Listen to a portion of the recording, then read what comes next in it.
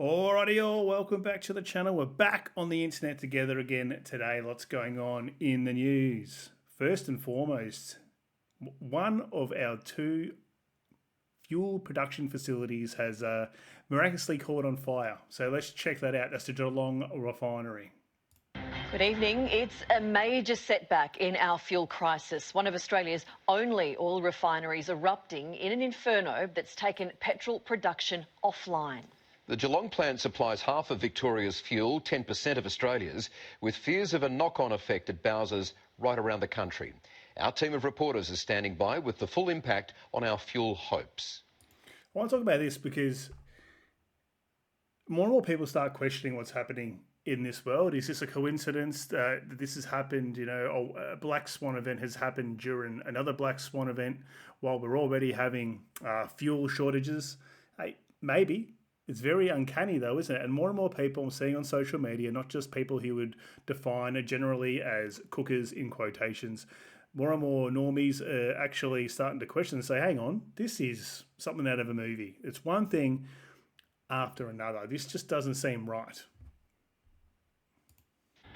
Geelong's midnight sky lit up by the most untimely of fuel disasters. The local refinery, one of two left across the country, exploding after a gas leak.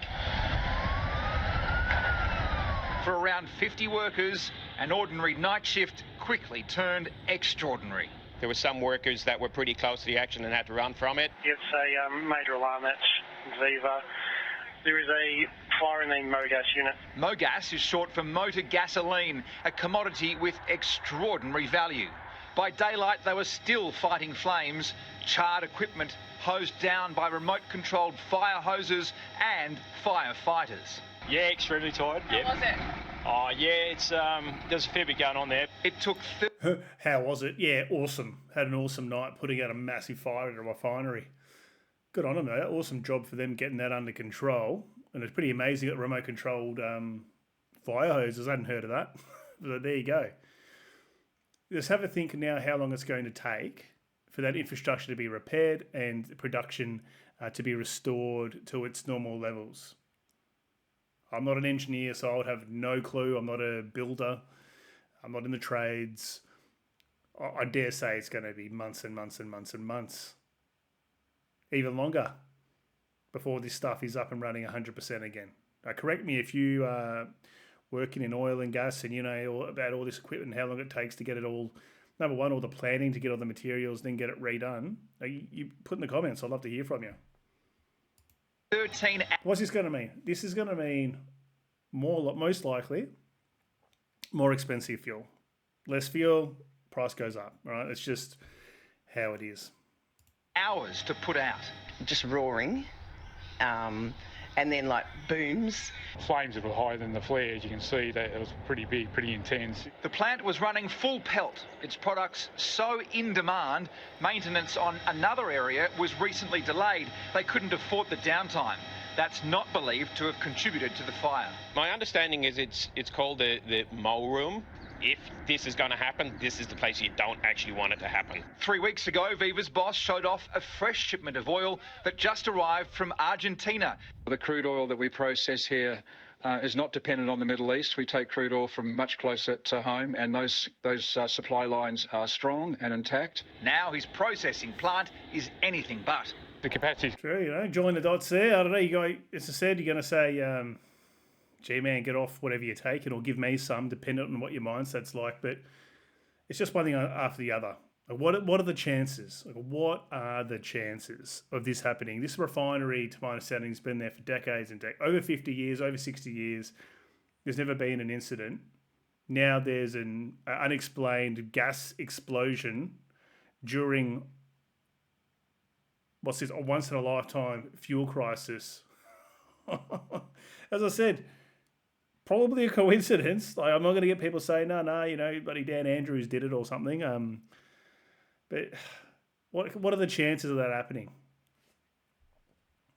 It's going to drop. There's no two ways about that. So it's just a matter of how much. The Geelong refinery processes up to 120,000 barrels of oil per day. It supplies more than half of Victoria's fuel, about 10% of Australia's demand. The refinery also makes diesel and jet fuel. Production of those continues, but at a reduced rate for now. Qantas and Virgin tell 7 News it's unlikely to affect their fuel supplies. They source mostly from overseas. Firefighters say the cause of the blaze is not suspicious. Appears to be a mechanical engineering failure. It's unclear how much fuel. What does that even mean? There's not much detail here. There's mechanical failure. Went up in smoke last night, or how long repairs might take. Bloody dodgy. As I said, it's dodgy. We're not the only one thinking it. We're still making petrol, diesel and jet fuel at pretty decent rates. So it hasn't been a very large impact at this stage. Blake Johnson, 7 News. Jacqueline Stanley is at the refinery where firefighters remain on watch. Jackie, a dangerous operation for them. There was no risking the lives of firefighters. Angie, Fire and Rescue Victoria sent in remote automated equipment so that they could flood that area with water without having to send people in instead. They had to do a tightly controlled burn of all the toxic gas left in the facility, and it was a serious... I was surprised the whole thing didn't go up, like the whole plant. Pretty amazing, really. But this whole just large piece of infrastructure that's just pumping out flammable material just didn't go kaboom. A safety issue for surrounding residents too. Some 12 suburbs across the Geelong area were told to stay indoors and close their windows. And now questions remain unanswered as to how this actually broke out. Mechanical failure, apparently, whatever that means. That's just similar to when there's we have the delays on the trains in the Melbourne train network, and it's a signalling failure, whatever that means. You guys know what I'm talking about, your regular commuters if you're from Victoria. Signalling failure, okay. Could mean anything, really. What's the real reason? Such uncertain times with such serious global fuel shortages. Jacqueline Stanley reporting there. Well, Australians are being assured the nation's fuel stocks are safe despite that refinery fire. Don't worry, everybody. Don't worry, everyone. One of our plants is down on reduced capacity, but don't worry about it. Don't panic. In better news, the Prime Minister's secured 100 million litres of diesel from Asia, but experts warn an escalation of the fuel emergency plan is now unavoidable. The well-oiled machine of a military welcome. Prime Minister Anthony Albanese in Malaysia now in his bid to boost oil supplies. Australia is not one of those friends that only rings up when they want something. We will be mates. I don't know why you... I think it looks like it, mate. You need some fuel and you've gone knocking on old mate's door over there. Good on your elbow. Use that term. Signing a deal to prioritise Australia with oil and fertiliser for beef and agriculture products, as he confirmed 2 more tankers were coming from Brunei and South Korea. 100 million litres of diesel, about a day's worth, but they'll be needed in the wake of the Viva... A day's worth, guys. There we go. Life-changing event. You know, and I made a few of these videos last week talking about this fuel crisis. I've just taken a break the last few days because that's all that's on the news, right? It's just doom and gloom, and I'm just waiting, hoping we can get some good news to talk about. But I guess people are drawn to bad news. But anyway, I was making these videos.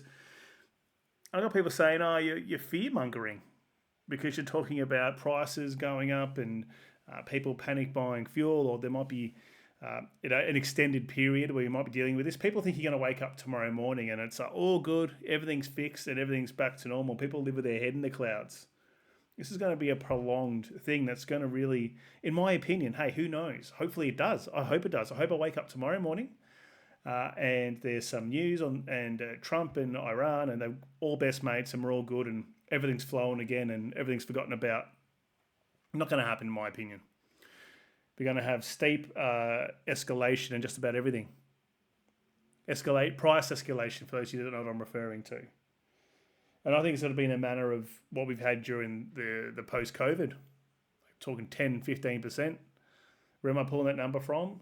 Out of the air, but it's not going to be this 3% stuff that they keep saying that we have. So I've got a mate who works in the trades, and he was telling me all of his suppliers and subcontractors have already sent him notifications that they're raising their prices due to the crisis. So therefore, he needs to raise his prices. I dare say there'll be other builders here with subcontractors who are getting maybe material providers who are saying freighting. You got shipping and freighting slowing down.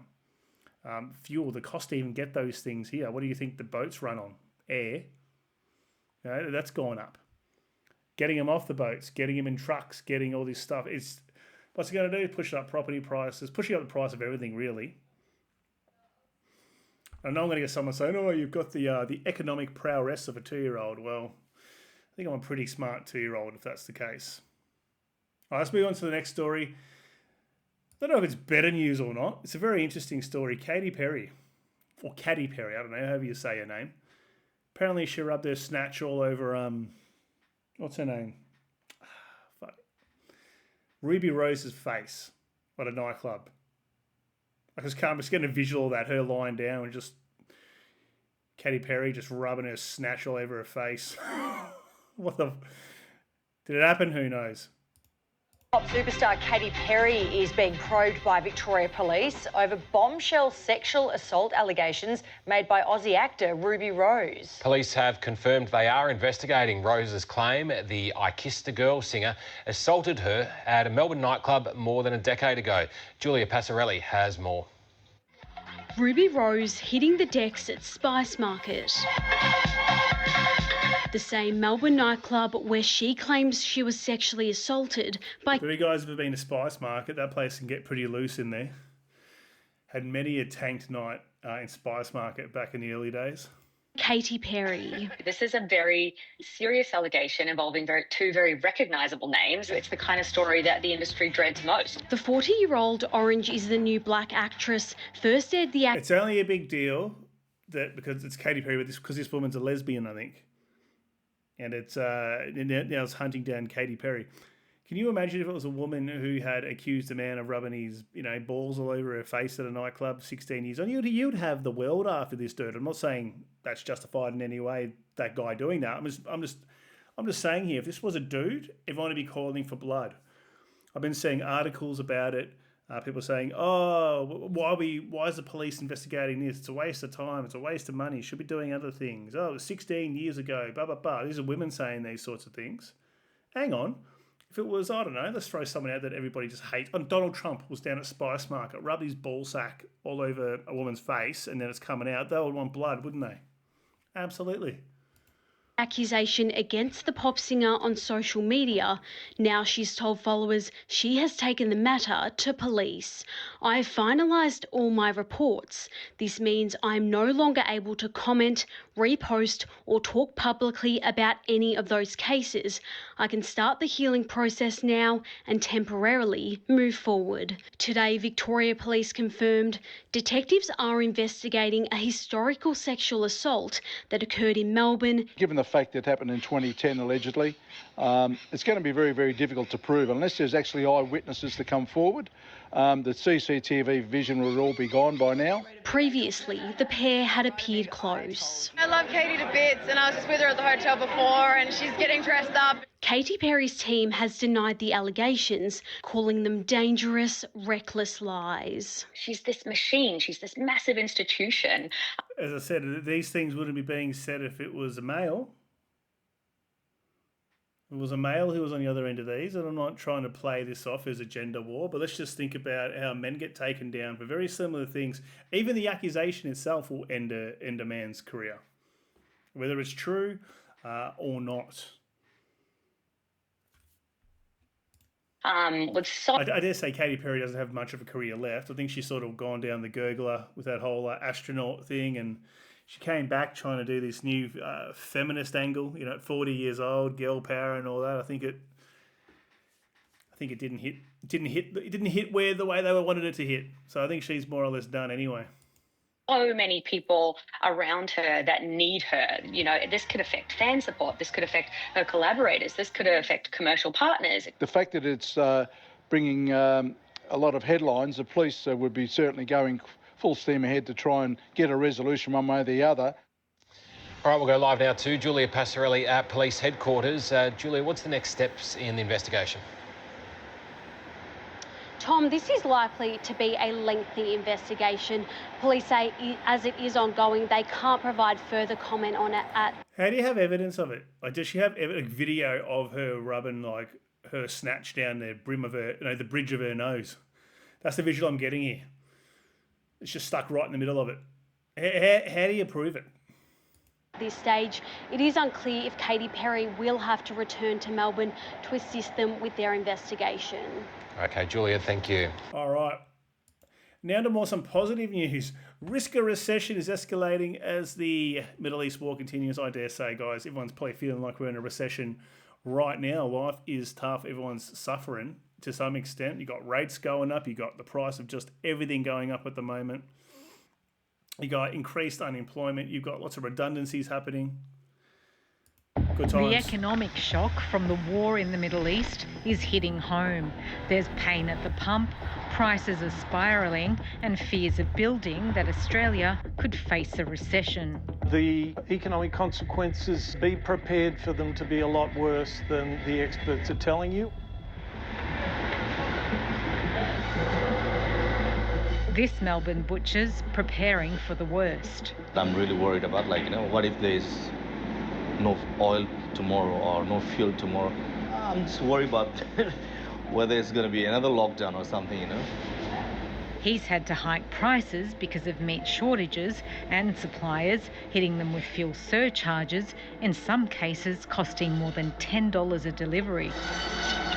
The retail has definitely gone down, at least 5% to 10%, Consumers are on edge. We've all got bills to pay. Most people got mortgages and all that, so you've got to sacrifice, rob Peter to pay Paul. And sometimes we skip lunch. Sometimes, because we don't eat meat too much now. As the war goes on and creates the risk of higher prices for consumers, the RBA is expecting... So this is who's going to suffer, right? Because the RBA, they're going to crank up, they're probably going to crank the rates up again for the third time. You can see it coming a mile away. It's going to happen. I don't think they have much choice in the matter. However, these small businesses, working class and even middle class families, they're going to really suffer here. They're going to be the real victims. The real victim. They're going to suffer hard. Just after we've had 13 rate rises, I think we had a couple of cuts, 2 cuts. Now we're back to where we were because we've had 2 raises, and now we're going to probably have more to come. And you've got people, and people will say in the comments, how stupid are you? You went and bought the house on the 5% deposit scheme and you couldn't afford it. You didn't have the 20%. People are desperate. People are trying to get in. So people are taking up these government schemes. And yes, highly vulnerable to rate increases. I dare say if you're getting properties of 5% deposit, you probably don't have any buffer to really absorb anything that comes your way. You're going to be really struggling, and every rate rise and inflation costs on just about everything, it's going to really push these people to the brink. So it's a really rough time. Really rough time out there. To increase the cash rate. We know what we need to do. We just need to import more migrants, and then we avoid the recession because you just get more taxation money, more money from visa processing and all that sort of stuff. GDP goes up. So import another 500,000 people this year. Should be right. Some economists are forecasting another 3 rate rises this year. We have a big income shock coming our way, and we're going to have to think about that. So it is the central banker's nightmare. The stagflationary shock, inflation up, activity down, judging the balance between those two. Stagflation is when you have a recession with high inflation. And I don't think that Australia has that, and I know the United States doesn't have that. Do we have greater stagflation risk than we've had any time in my adult life? Yes. I can't see any optimism. just when you think things might get a little bit better, like I think a lot of people, I was speaking to people over the Christmas break, and they're really hoping for a prosperous 2026. 2025 and 2024, and the last few years, it's been tough. Challenges on many different fronts that people may have, job security and cost of living and all that, all the things that we all deal with it. And we think, okay, 2026, surely it's going to be a better year. No, straight in. We've got bloody wars going on. We've got global fuel crisis. What's next? And I don't want to ask that question because there will be something next, because I truly believe we're all being tested. We're being tested. Since 2018, 2019, it's been one thing after the other. One thing after the other. I just keep punching you get up. Punch you get knocked out, you go down, you struggle to get up. We're getting punched down again, you're grabbing the ropes, you're finally pulling yourself up.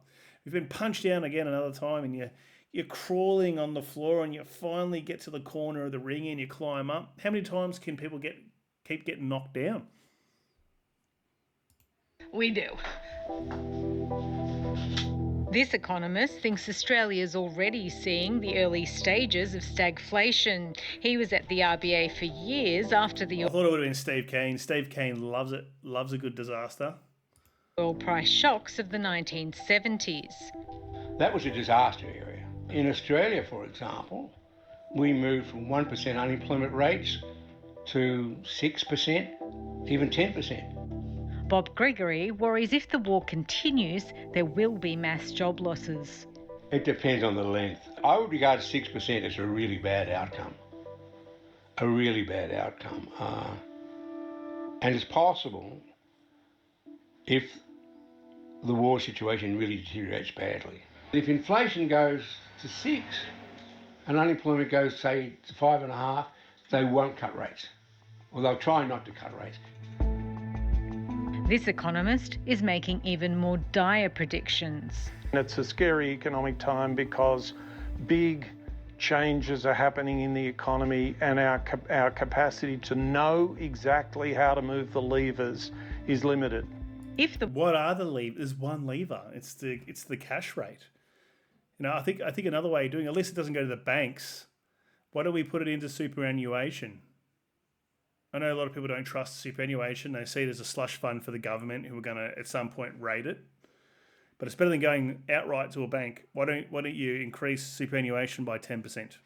Oh, I'm just throwing out a nominal number there, right? Arbitrary number, but you get my drift. Enough to suck excess money out, but people still have that down the line. Not going straight into, for CEO bonuses of banks and shareholders. Absolute criminal in my mind. And yes, I know they've got a borrowing spot rate or the cash rate, and they've got to borrow against that. They're still making shitloads of money. Record profits while everyone else suffers. The war continues, he's predicting a higher unemployment rate than most other economists. We will certainly be in a situation, say in 3-4 months' time, where we have higher inflation than we want and higher unemployment than we want. Unemployment at 7 or 8%, inflation at 6 or 7%. A worst case scenario that no one hopes will eventuate. Well, consumer confidence has had its sharpest fall since the start of the COVID pandemic 6 years ago. People are going to be shitting themselves right now. A lot of people. Some people are walking around with their head in the absolute clouds. But I think a lot of people, they're really watching what they're spending their money on, because they know that they're going to need that money. People are tightening up. And I think it's retail businesses and small business, medium-sized business that'll probably suffer that. Large businesses always tend to survive. It'll be interesting to see foreclosure stats on businesses over the next few months as more and more people just withhold spending money. Cafes, buying coffees for $6 and $7 or $8 even. I think that'll be a thing of the past for a lot of people. They'll be buying Aldi coffee and grinding it at home. No shade at the Aldi coffee. I do rate it. I'm trying not to be doom and gloom, but how can you be anything else at the moment? Guys, put in the comments. I want to hear your opinion. If you don't agree with me, that's fine. Just don't abuse me. I get comments, people disagreeing with me, that's fine. Sort of an echo chamber here. I'm just a guy speaking into a microphone. So if you've got a comment or you disagree or you agree, put that in the comments section. I do like to hear from you all. And I will try and respond to your comment. The Westpac Melbourne Institute data for April shows sentiment dropped by 12.5% to near historic lows.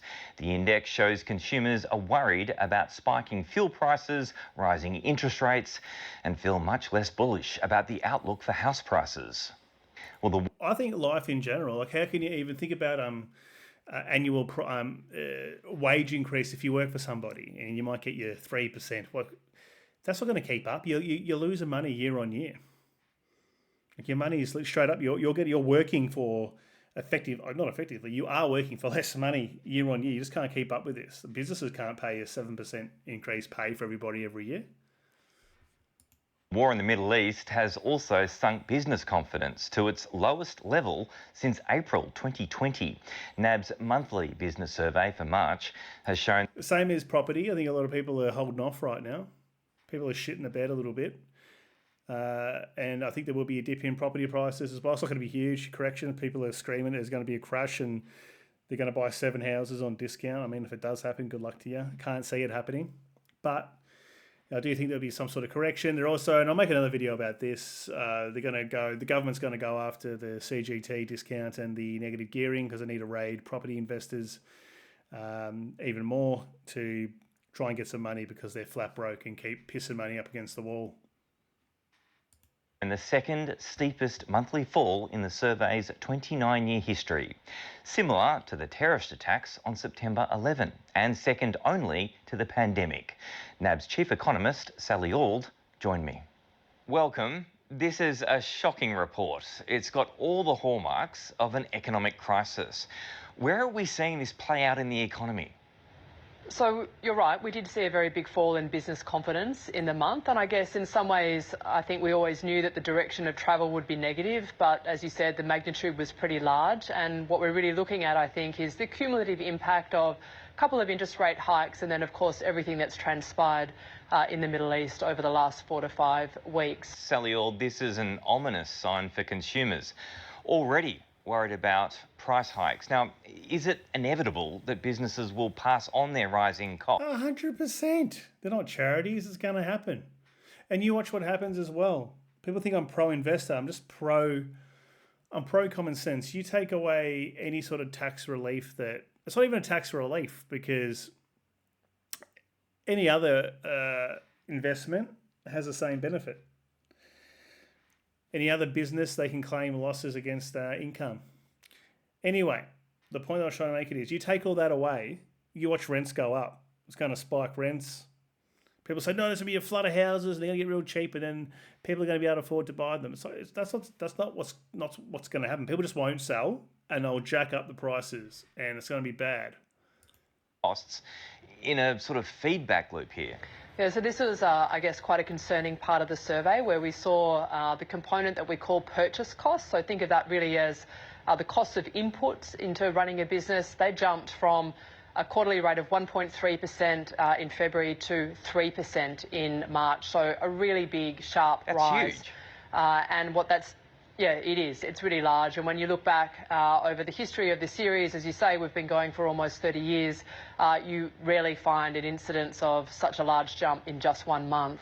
The cost of doing business is going up, and businesses are telling us that their suppliers are already telling them that the cost of certain inputs are going up, not by a small amount, so we're not talking a couple of percent or 5%, but often in the order of sort of 20 to 30%. And so they're really significant increases.